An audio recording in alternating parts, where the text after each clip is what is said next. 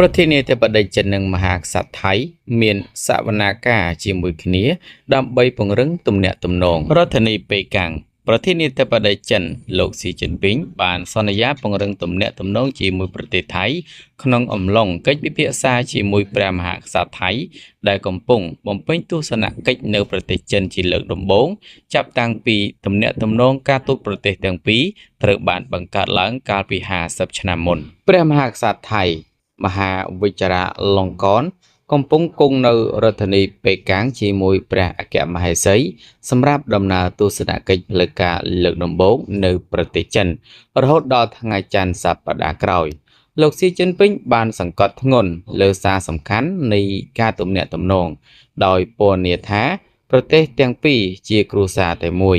ហើយបានបដិញ្ញាពង្រឹងយុទ្ធសាស្ត្រនិងកិច្ចសហប្រតិបត្តិការជាពិសេសក្នុងវិស័យដូចជាការតភ្ជាប់ផ្លូវដែកចិនថៃ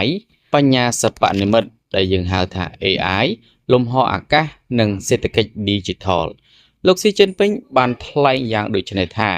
ការដែលព្រះមហាក្សត្រព្រះមហាវិជ្ជរលង្កនជ្រើសរើសប្រទេសចិនជាទិសដៅសំខាន់ដំបូងសម្រាប់ដំណើរទស្សនកិច្ចផ្លូវរដ្ឋបង្ហាញយ៉ាងច្បាស់ពីសារសំខាន់ដ៏ខ្ពង់ខ្ពស់ដែលព្រះអង្គយកប្រតិទុកដាក់ចំពោះទំនាក់ទំនងចិនថៃនេះបើយោងតាមទូរទស្សន៍រដ្ឋចិន CCTV ប្រទេសថៃគឺជាសម្ព័ន្ធមិត្តរបស់សហរដ្ឋអាមេរិកក្នុងអំឡុងពេលសង្គ្រាមត្រជាក់ប៉ុន្តែប្រទេសចិនឥឡូវនេះគឺជាដៃគូពាណិជ្ជកម្មដ៏ធំបំផុតរបស់រាជធានីបាងកកហើយទំនាក់ទំនងរវាងប្រទេសទាំងពីរបានឡើងកម្ដៅក្នុងប៉ុន្មានឆ្នាំថ្មីនេះប្រទេសទាំងពីរនាពេលថ្មីនេះបានបង្កើនកិច្ចសហប្រតិបត្តិការក្នុងការបង្ក្រាបការឆបោកតាមប្រព័ន្ធទូរគមនាគមន៍និងក្រុមក្មេងទំនើងលេងល្បែងស៊ីសងខុសច្បាប់ដែលកំពុងប្រតិបត្តិការនៅតាមតំបន់ព្រំដែន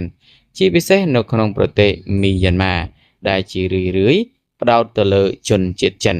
ប្រទេសចិនក៏បានជំរុញឲ្យមានបទឈប់បាញ់រវាងប្រទេសថៃនិងកម្ពុជាផងដែរ